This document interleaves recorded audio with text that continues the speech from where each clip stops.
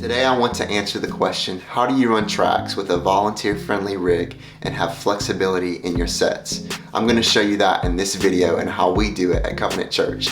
Let's dive in. Now we have all watched the worship teams that flow in their worship sets and make their spontaneous arrangements feel seamless. There's always an aspect of planning and order to these moments that we call flow moments. If you want to be able to flow with backing tracks, then that's something you want to set yourself, your team, and your playback rig up for. At my church, we use Ableton Live version 11. Now, I know there are multiple options out there for you to use, like Loop Community, Multitracks Playback app, and I know some churches are using different digital audio workstations, but I have found, and we have found at our church, that Ableton Live fits our needs best and all of its capabilities. Now, even though Ableton is a very reliable software and the possibilities with Ableton are endless, there was still one question that I had to answer. How am I going to create a system with Ableton so that my volunteer, who's not an expert at Ableton, can come in and operate the session with ease while playing an instrument or being the MD? Now, we all know that we're not asking professionals to do this or Ableton experts. Now, maybe you have someone at your church who is working on the Ableton set during the week and also the one operating it during the weekend. If that's what you have and that's the system you use, then I think that's a great system. But some churches don't have that capability, and maybe you're the volunteer or the worship leader at your church who is working on the set, but you have someone else operating the set during the weekend. How do you get that person to be confident with what you've worked on during the week? Now, we all know that we're not asking professionals to do this for us. And if your church who has someone that can work on the Ableton set during the week and can be the person operating that same set on the weekend, then that's a great system. But there's some churches, and maybe you find yourself in this position, where you have a volunteer coming in to run the set during the weekend, and because they have separate jobs and families and other responsibilities, they're not the ones actually creating the set. So asking the keys player to learn Ableton inside and out and all of the hours that could take, and then telling them, let's flow like you see with Elevation, probably doesn't seem very realistic. So with all of that said, I had to answer the question of how can I create a system that our volunteers can be easily and quickly equipped and capable of running a set confidently while playing an instrument. With all of that in mind, I did some research, and here's what I found works best for us in utilizing an Ableton rig in our church. I hope it helps you. Let's dive into the gear.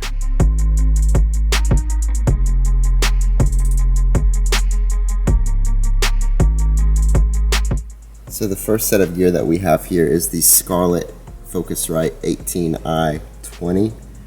This is our interface that we use, and it works great. We run click and guide through 1 and 2, percussion and bass, any kind of synth bass stem through 3 and 4, guitars through 5 and 6, and then our keys loops through 7 and 8. Next in the lineup is our Furman power conditioner. This piece of gear works really well, and it powers everything within our Ableton rig, including our MacBook Pro with the charger. There's multiple ports on the back so that you can plug things into, and then that all runs down with one power supply cable to our power box.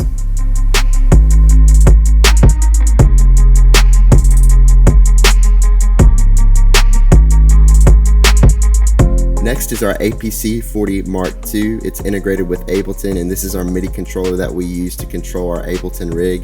This is the piece of gear that I talked about will help your volunteers control Ableton, such as song sections and track volumes, while they're playing their instrument and MDing. It works really well. You can use all of these buttons here. They're touch buttons, and then the faders to control your stems. There's multiple options, and it's very customizable with what you need to run with your Ableton set. All right, so the next thing I want to talk to you about when setting up your Ableton session for spontaneous moments is understanding the difference between the pre-count and the count in.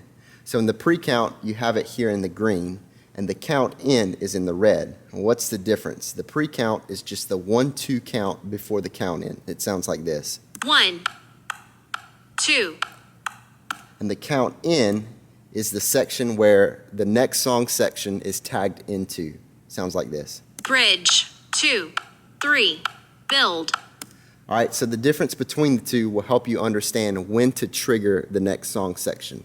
Now I have these in green and red to help you see where you want to do that. If you're looking to trigger the next song section, then you're always going to want to do it in the pre-count section, because it takes one bar for Ableton to tell what you've said to do on the MIDI controller where to go. Okay, so if we want to trigger the bridge or the chorus, we're always going to do it in this green area, the pre-count. Again, that sounds like this.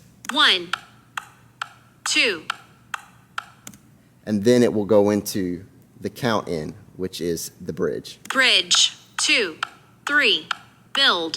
All right, so we're back to our MIDI controller. Again, this is the APC40 Mark II. This is what we use to control what song sections we're going into, and to also control the volumes of our stems and our click and guide. So a quick breakdown, just so you understand what's happening while you're listening. This is the volume of the click and guide channel, and this is the volume that we use to control all of our stems. So these two faders control both of those. And then we have our buttons here that we can use to trigger song sections. I always view it as song 1, song 2, song 3, song 4. Most of the time, these 5 buttons can typically cover all the song sections we would want to flow in each song. All right, so what we're going to do now is I'm going to let Ableton play through the bridge of this song, which is right here. And while we're doing that, you'll be able to hear and see how we flow into the other song sections with Ableton using this MIDI controller. Again, it's very volunteer friendly, so you can use it easily with your team. All right, so here's the bridge.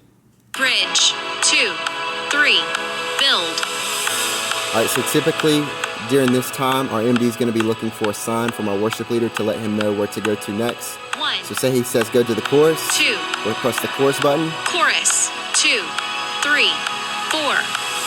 and any time that you press that button within the pre-count would be appropriate for you to be able to trigger the next song section in time. So we'll let this chorus play through, and then you'll hear the 1-2 pre-count happen again, and we're looking for a sign from our worship leader, and say he throws up a bridge sign after that, and so we'll know that we need to press the bridge button 1, right here in this pre-count. 2, So here comes the bridge. bridge. 2, 3, build.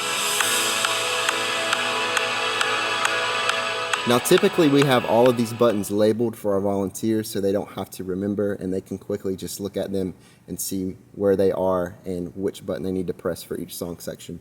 If there's ever a need that we need to pull the click out or turn it up or down, we use this fader right here. Say if we do get off of a song section or a mistake does happen, because they do happen, we can easily pull the click out and then just fire the next section in time with the band and pull the click back in. So that is very helpful as well.